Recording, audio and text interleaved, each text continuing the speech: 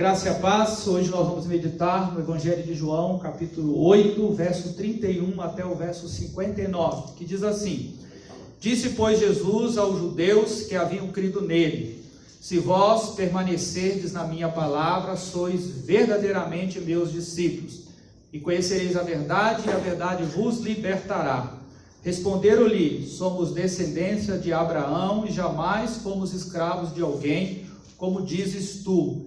Sereis livres? Replicou-lhe Jesus: em verdade vos digo, todo o que comete pecado é escravo do pecado. O escravo não fica sempre na casa, o filho sim, para sempre. Se, pois, o filho vos libertar, verdadeiramente sereis livres. Bem sei que sois descendência de Abraão, contudo procurais matar-me, porque a minha palavra não está em vós. Eu falo das coisas que vi junto de meu pai, vós, porém, fazeis o que vistes em vosso pai. Então lhe responderam: Nosso pai é Abraão. Disse-lhe Jesus: Se sois filhos de Abraão, praticai as obras de Abraão. Mas agora procurais matar-me, a mim que vos tenho falado a verdade que ouvi de Deus. Assim não procedeu Abraão. Vós fazeis as obras de vosso pai. Disseram-lhe eles: Nós não somos bastardos, temos um pai que é Deus. Replicou-lhes Jesus: Se Deus fosse de fato vosso pai, certamente me havíeis de amar, porque eu vim de Deus e aqui estou, pois não vim de mim mesmo, mas ele me enviou. Qual a razão por que não compreendeis a minha linguagem? É porque sois incapazes de ouvir a minha palavra? Vós sois do diabo, que é o vosso pai, e quereis satisfazer-lhe os desejos. Ele foi homicida desde o princípio e jamais se firmou na verdade, porque nele não há verdade. Quando ele profere mentira, fala do que lhe é próprio, porque é mentiroso e pai da mentira. Mas, porque eu digo a verdade, não me crerdes. Quem dentre vós me convence de pecado? Se vos digo a verdade, por que razão não me credes? Quem é de Deus, ouve as palavras de Deus. Por isso, não me dais ouvidos, porque não sois de Deus. Responderam, pois, os judeus e lhe disseram: Porventura não temos razão em dizer que és samaritano e tens demônio? Replicou-lhe Jesus: Eu não tenho demônio, pelo contrário, honro a meu Pai, e vós me desonrais. Eu não procuro a minha própria glória, a quem a busque e julgue. Em verdade vos digo, se alguém guardar a minha palavra, não verá a morte eternamente. Disseram-lhe os judeus: Agora estamos certos de que tens demônio. Abraão morreu, e também os profetas, e tu dizes: Se alguém guardar a minha palavra, não provará a morte eternamente. És maior do que Abraão, o nosso pai que morreu? Também os profetas morreram. Quem, pois, te fazes ser? Respondeu Jesus: Se eu me glorifico a mim mesmo, a minha glória nada é. Quem me glorifica é meu Pai, o qual vós dizeis que é o vosso Deus. Entretanto, vós não o tendes conhecido, eu, porém, o conheço. Se eu disser que não o conheço, serei como vós, mentiroso. Mas eu o conheço e guardo a sua palavra. Abraão, vosso pai, alegrou-se por ver o meu dia, viu-o e regozijou-se. Perguntaram-lhe, pois, os judeus: Ainda não tens 50 anos e viste Abraão? Respondeu-lhes Jesus: Em verdade eu vos digo, antes que Abraão existisse, eu sou. Então pegaram em pedras para atirarem nele. Mas Jesus se ocultou e saiu do templo. Nós vamos pensar na seguinte grande ideia: permanecer em Cristo é o reconhecimento de um discípulo verdadeiro. Na última mensagem, vimos o discurso de Jesus logo após a festa dos tabernáculos, em que Jesus chega no templo e diz: Eu sou a luz do mundo. Vimos 3 obstáculos para podermos compreender quem realmente é Jesus. Falamos sobre a rejeição, sobre a ignorância e sobre a arrogância daqueles que estavam ali interrogando o seu Jesus. A despeito destas barreiras que existiam nos dias de Jesus, e conforme o verso 30 nos diz, ao dizer estas coisas, muitos creram nele, apesar dos céticos, apesar da tradição. Quando Jesus fala da cruz, várias pessoas creram nele. Não sabemos exatamente o que significa este crer que Jesus diz aí e que João registra, que Jesus não se confiava àquele grupo por conhecer a natureza humana deles. Naquela época era comum ver pessoas crendo por causa dos milagres, mas não que o tivesse reconhecido como o Filho de Deus, como Deus verdadeiro. Por isso Jesus não deu tanta importância a um simples crer. Mesmo hoje, irmãos, há muita gente que diz que crê em Jesus, mas não querem entregar as suas vidas totalmente ao controle de Cristo. Não querem viver de acordo com a palavra de Deus, não querem ter compromisso com Deus, não querem inclusive ser membro de uma igreja porque sofrerá sanções, disciplinas, terá pastor pegando no pé. É só você fazer uma pesquisa no ambiente em que você vive que você vai comprovar isso. As pessoas dizem que creem em Cristo, mas não querem viver de acordo com aquilo que Ele determina para que se tenha um relacionamento sincero com Deus. O problema então não é o crer, mas saber se essa crença é verdadeira, é genuína. Então, diante de Jesus estavam alguns que haviam crido, mas isso não significa que eram discípulos verdadeiros de Jesus. Era possível que só tivessem a aparência de discípulos, sem de fato o serem. Jesus não estava colocando aqui uma condição para quem quer que quisesse se tornar discípulo. Pelo contrário, estava revelando o que o verdadeiro discípulo tinha como característica. Quais as características de um discípulo verdadeiro de Jesus? O povo que estava ouvindo Jesus nesse discurso estava à volta dele quando ele começou a falar.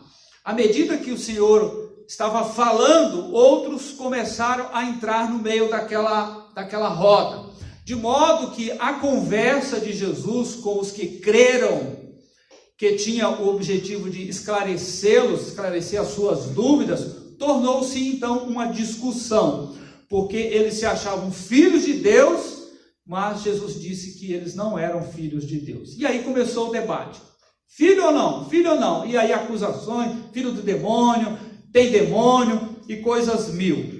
Jesus estava questionando, irmãos, a relação deles com Deus.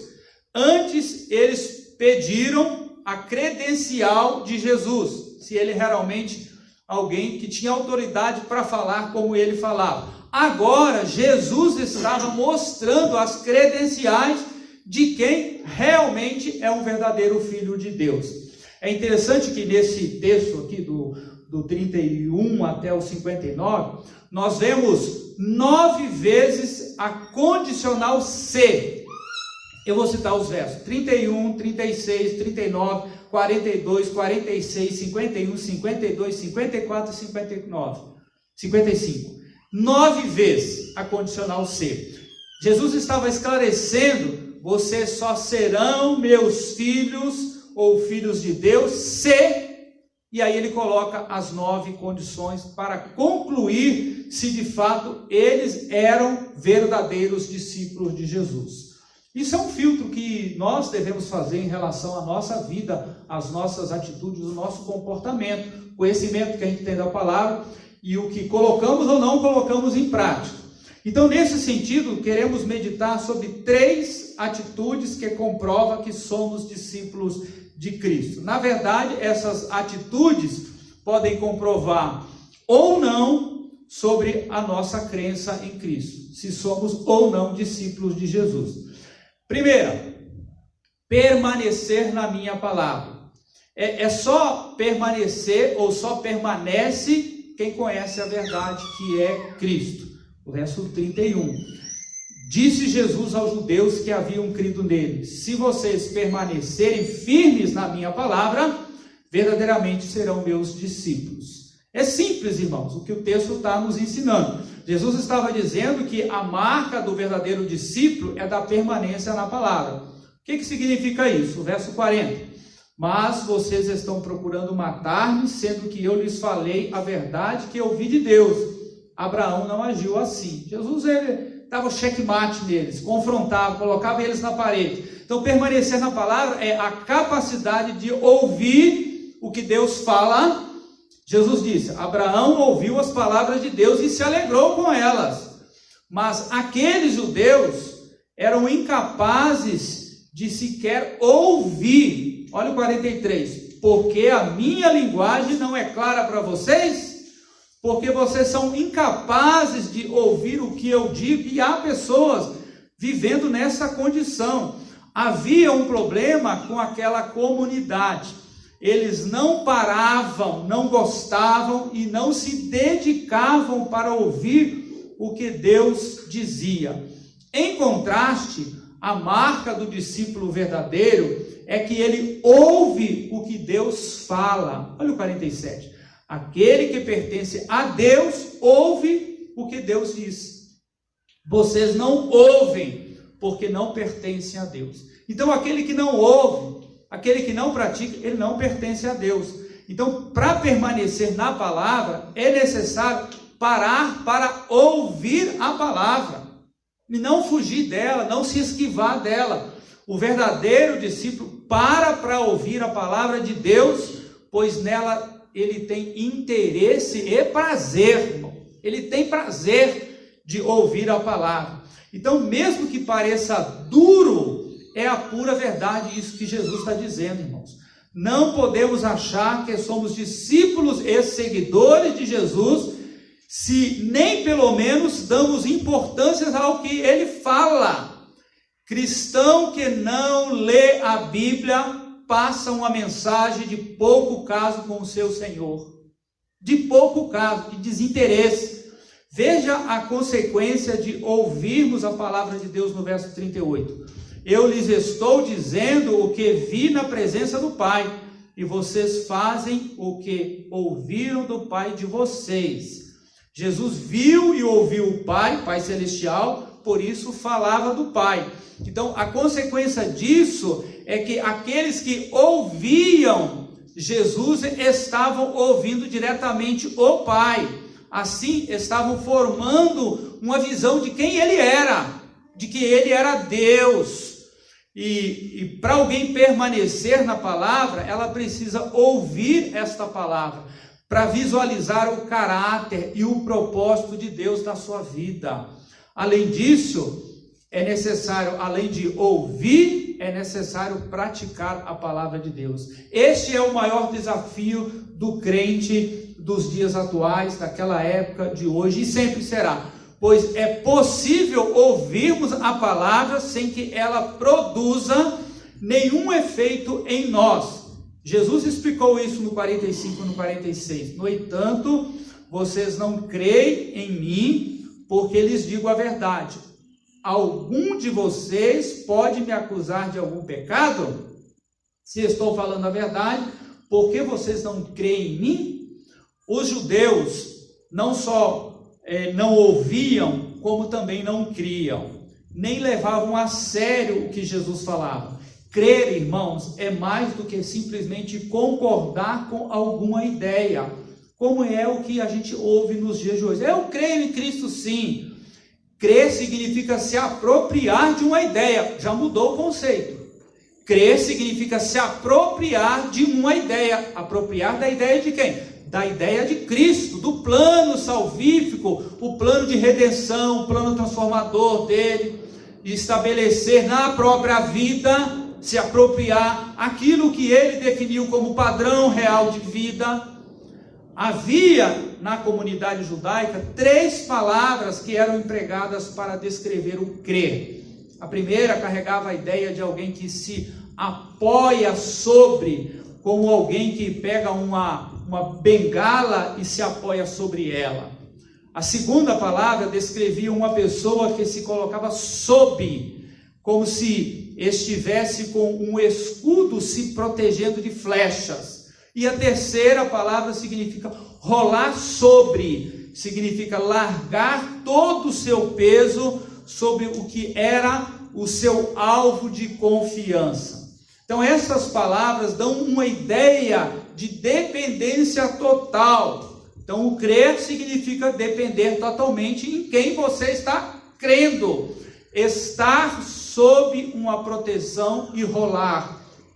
Quando Jesus falou no crer como parte de alguém que é seu discípulo, é muito mais do que apenas dizer isso da boca para fora. Quando Paulo escreveu aos Colossenses, ele deu uma exortação lá em 3,16: habite ricamente em vocês a palavra de Cristo. Então essa exortação, ela é interessante porque ela faz contraste com a postura daqueles judeus que conversavam com o Senhor Jesus. Verso 37, eu sei que vocês são descendentes de Abraão, contudo estão procurando matar-me, porque em vocês não há lugar para a minha palavra. Contraste por causa disso, porque a palavra de Cristo não estava habitando ricamente no coração daqueles judeus. O verdadeiro discípulo, ele sabe que em sua vida deve haver espaço para a ocupação da palavra de Deus. Ele deve tomar conta de sua vida, do seu tempo, do seu lazer e da sua conversão, da sua conversação. Então, a palavra domina, controla, rege tudo na sua vida. Então, a marca de um discípulo verdadeiro é ter a palavra de Deus em lugar de habitação na sua vida. Pergunta: a palavra de Deus habita em você? Tudo que você faz é regido por ela? A harmonia das suas atitudes com a palavra de Cristo? Se sim, então permaneça nela, continue firme. Agora, se não, precisa decidir o que você quer da sua vida, pois caso continue nesta condição, você já está condenado. Nós estamos falando sobre 3 atitudes que comprovam que somos discípulos de Cristo. A segunda é reproduzir as obras do Pai. Por causa da convivência durante toda a vida, a tendência é que nossos filhos reproduzam as mesmas atitudes que nós, pais. Por isso o ditado, tal pai, tal filho. Ou seja, nós reproduzimos os atos dos nossos pais. Jesus confronta aquele povo dizendo: e conhecerão a verdade, e a verdade vos libertará. A reação daqueles homens é imediata. Nós somos descendências de Abraão. Verso 33. Então, a palavra para descrever descendência, aqui no original no grego, é esperma, que significa semente. Então, eles estavam dizendo: somos sementes de Abraão, temos uma linhagem com ele, e você está dizendo que somos escravos? Além de ignorantes, eles eram também presunçosos, irmãos, pois estavam numa condição de escravidão, estavam sob o jugo do governo romano, do Império Romano, já haviam passado por tantas outras situações de escravidão, como os 400 anos lá no Egito, e que foram libertos através de Moisés, e ainda continuavam se achando achando o povo escolhido, achando que não vivia numa condição de opressão, de escravidão. Gênesis 15, quando Deus chama a Abraão, fala a Abraão, ele disse: você vai se tornar uma grande nação, mas passará por um período de escravidão. Lá no início, irmãos, e a gente vê isso, Babilônia, a gente vê em vários momentos da história do povo judeu, eles vivendo sob opressão. Então, mas diante de Jesus, eles questionam: nós, escravos? A cegueira era tão grande que eles achavam que nunca foram escravos. Mas a questão que mais prendia aquele povo era a questão moral. Jesus respondeu dizendo: digo-lhes a verdade, todo aquele que vive pecando é escravo do pecado. Verso 34. Jesus não falou de uma relação política ou econômica. Jesus se referia a uma relação com o pecado. Tanto João Batista quanto o próprio Senhor Jesus confrontaram aquele povo do mesmo modo, pois eles se consideravam semente de Abraão, mas as obras deles mostravam exatamente o contrário. Observe o que ele diz lá em Mateus 8, 11 e 12. Eu lhes digo que muitos virão do Oriente e do Ocidente e ocuparão os seus lugares à mesa com Abraão, Isaque e Jacó no reino de Deus, o reino dos céus. Mas os súditos do reino serão lançados para fora, nas trevas, onde haverá choro e ranger de dentes. Em outras palavras, Jesus disse que haveria gente agregada a essa família de Deus, enquanto que eles que se consideravam herdeiros de Deus estariam fora da participação do reino de Deus. Em outra ocasião, João Batista os advertiu, Lucas 3:8, deem frutos que mostrem arrependimento, e não comece a dizer a si mesmo, temos por pai a Abraão, pois eu lhes digo que destas pedras Deus pode fazer surgir filhos a Abraão. Então não confie na sua ascendência religiosa, familiar. Precisam de conversão, precisam ter relacionamento pessoal, sincero, íntimo com a pessoa de Deus. Então a característica do genuíno filho de Deus é mostrar obras de alguém que está em comunhão com Deus. O problema daqueles homens que cercavam Jesus naquele ensinamento, naquele discurso, era que eles eram escravos do pecado, sim, pois viviam sob o jugo de Satanás, sob a regência de Satanás.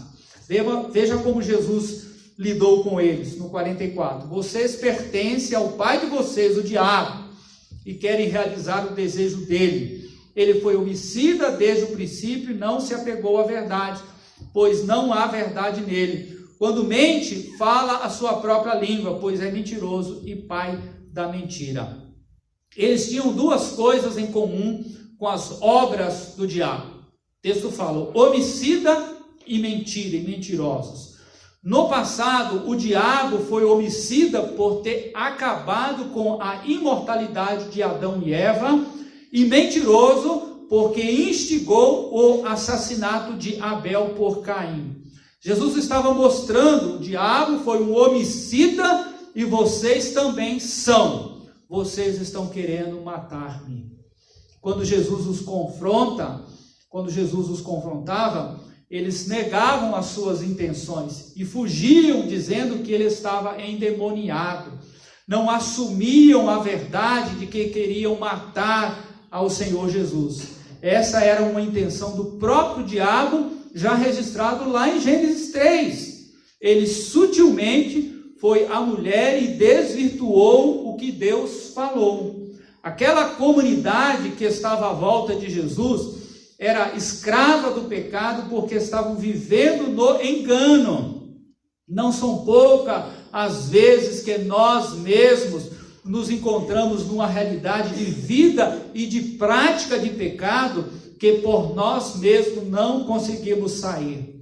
Algo que eu ouço muito em aconselhamento é a expressão, não consigo parar, pastor. É verdade, sozinho você não consegue parar. Por isso que você precisa de Jesus. Por isso que você precisa do Espírito Santo para lhe ajudar a vencer as suas lutas pecaminosas. O que Jesus estava dizendo era que uma pessoa no estado de pecar constantemente, de viver na prática do pecado, é escrava. Ela não demonstra com a libertação dessa escravidão de que é uma filha de Deus. Pois não existe esse sinal na sua vida. Não existe atitudes, comportamento de uma filha de Deus. Então, o filho de Deus deve desfrutar das provisões de Deus. Essa é a questão que Jesus está batendo na tecla com eles aqui, irmãos. Quando vivemos essa vida de Deus, Ele nos liberta do poder das trevas. Não é porque você é de uma determinada família que faz tudo errado. Não existe maldição hereditária. Nós não cremos, como bons batistas conservadores, nós não cremos nisso. Não tem desculpa para praticar o pecado. Não use desculpa para pecar, como todo mundo faz. Você não deveria ser todo mundo. O verdadeiro filho pode ser liberto, pois quando Jesus morreu na cruz, ele não somente pagou pelos seus pecados, mas ele nos provisiona da graça, do Espírito, de poder, da exortação de Deus, nos permitindo viver de modo digno de um filho de Deus, um discípulo verdadeiro. Quando Paulo escreveu aos Efésios, lá no 4:1, ele diz: como prisioneiros no Senhor, rogo-lhes que vivam de maneira digna da vocação que receberam. Os judeus com os quais Jesus estava falando se consideravam descendência, semente de Abraão. Jesus os reconhece como biologicamente descendentes dele, mas era necessário demonstrar algumas evidências. Por isso ele esclareceu: vocês não ouvem como Abraão ouvia e se alegrava como Abraão se alegrava. Vocês não agem como Abraão agia. Portanto, vocês não são filhos de Abraão. Então observe como eles reagem a Jesus de modo agressivo no verso 41. Vocês estão fazendo as obras do pai de vocês. Nós não somos bastardos, temos um pai que é Deus. Dizer que o nosso pai é Deus, que cremos, isso não diz nada. O que vai dizer são as nossas escolhas, são as nossas atitudes, os nossos comportamentos. Então, o que percebemos nessas palavras dos judeus é que eles passaram para uma postura agressiva quando foram questionados sobre a sua conduta.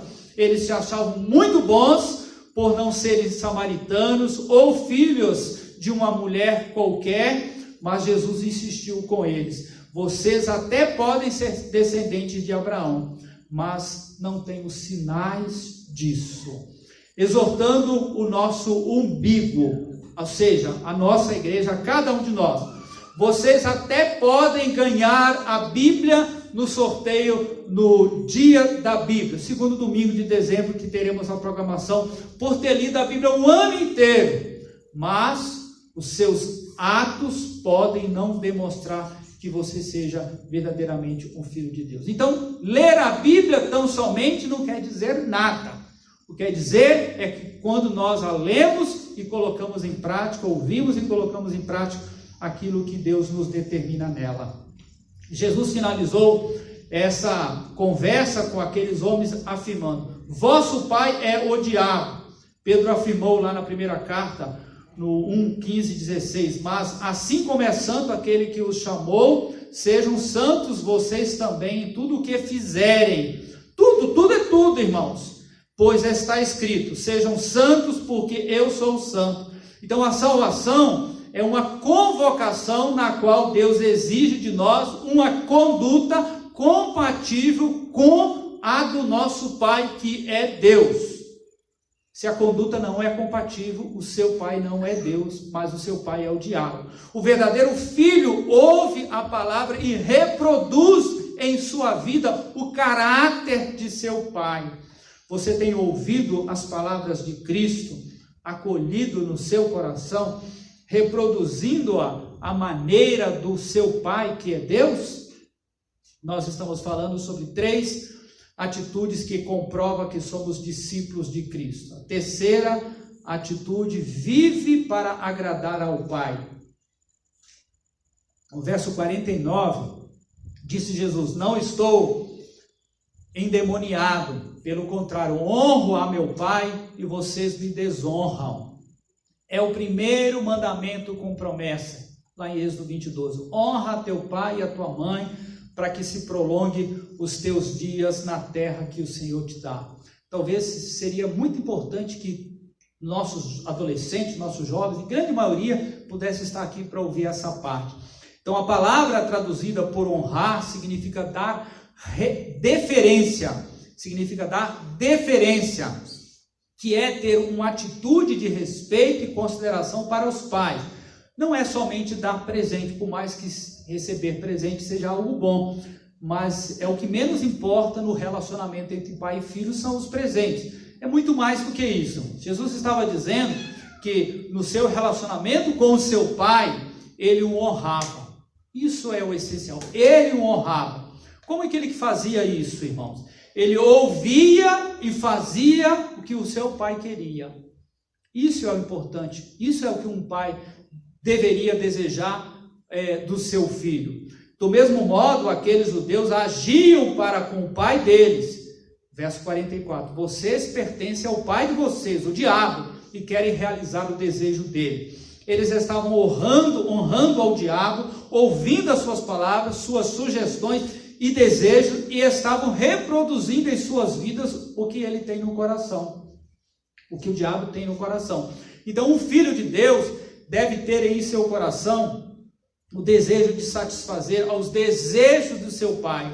Isso envolve também negar desejos pessoais que temos. Olha os 50 e os 54. Não estou buscando glória para mim mesmo, porém há quem a busque e julgue. Se glorifico a mim mesmo, a minha glória nada significa. Então Jesus mantinha em sua mente que o alvo de sua vida não era ter a sua vontade realizada ou satisfazer seus próprios desejos como filho, mas de glorificar o Pai, de fazer a vontade do Pai. Isto é ser uma bênção de filho. O filho que procura fazer na palavra a vontade do seu Pai. Jesus assumiu a forma humana e na condição de ser humano, ele foi rejeitado pela maior parte das pessoas que o ouviu. Foi acusado de endemoniado, de insano, também foi preso injustamente, foi julgado e condenado, baseado em mentiras. E aí, você acha que ele tinha prazer nisso? Em passar por tudo que ele passou, que estava passando? Mas a ideia aqui, irmãos, é que ele, enquanto filho, ele estava fazendo o que o seu pai queria. Nos momentos finais de sua vida, quando ele se vê na iminência de ser separado do pai, ele se volta para o pai e clama: se possível, passa de mim esse cálice, todavia seja feita a tua vontade. Então, o filho verdadeiro pode não gostar de um monte de coisas que o pai tem para ele, mas ainda assim ele quer honrar o pai. Então, a história de Jesus, irmãos, demonstra que o seu objetivo era glorificar ao Pai, a Deus, o tempo todo. Tudo que ele pensava, agia, fazia, as suas escolhas, era baseado na glorificação do Pai. Então, um filho ou um discípulo verdadeiro está apegado à palavra de Deus, reproduz o caráter de Deus em sua vida e busca agradar a Deus acima de tudo e não a si próprio. Como é que você tem vivido, meu querido irmão e amigo? Suas escolhas têm demonstrado que seu foco está em agradar ao Pai? No início, eu citei a grande ideia dizendo: permanecer em Cristo é o reconhecimento de um discípulo verdadeiro. Porque quem permanece demonstra que é verdadeiramente liberto da escravidão de Satanás. O verso 31 e 32 diz: disse Jesus aos judeus que haviam crido nele: se vocês permanecerem firmes na minha palavra, verdadeiramente serão meus discípulos e conhecerão a verdade, e a verdade vos libertará. A verdade é a pessoa da palavra, a pessoa de Jesus. Quando abrimos espaço em nosso coração para que a palavra habite ricamente em nós, Deus nos fará provar do conhecimento da verdade que é Cristo. Não seremos mais seduzidos pelo engano, pelas investidas, artimanhas de Satanás. Quando o nosso coração está distante da palavra de Deus, podemos ser seduzidos e enganados por uma série de coisas, mas quando o coração de qualquer pessoa está tomado pela palavra de Deus, ela ganha discernimento do que é a verdade, sem se deixar enganar, sem se deixar ser seduzido. Por isso, não se deixe distanciar da palavra. Estejam sempre próximos, em sintonia, obedientes, ligados, perseverantes. Então, filhos verdadeiros de Deus estão preocupados em sua palavra, que ela ganhe cada vez mais espaço em suas vidas. Eles querem ver o caráter de seu Pai em suas vidas. Além disso, querem agradar a seu Pai. Não fomos chamados, irmãos, simplesmente para sermos sementes de Deus, mas também para termos uma palavra habitando em nós, tendo seu caráter reproduzido em nós, e para levarmos uma vida que agrade não tanto a nós quanto ao Pai. Você tem vivido como filho de Deus? Você tem prova disso? Quem testemunha a seu respeito de que você realmente é um filho de Deus? As pessoas próximas testemunham isso? Sua vida testemunha isso? As suas atitudes, seu comportamento, as suas escolhas, os seus negócios, o seu dia a dia testemunha isso? Que Deus vos abençoe, que vivam e demonstrem que são realmente verdadeiros filhos de Deus. Amém.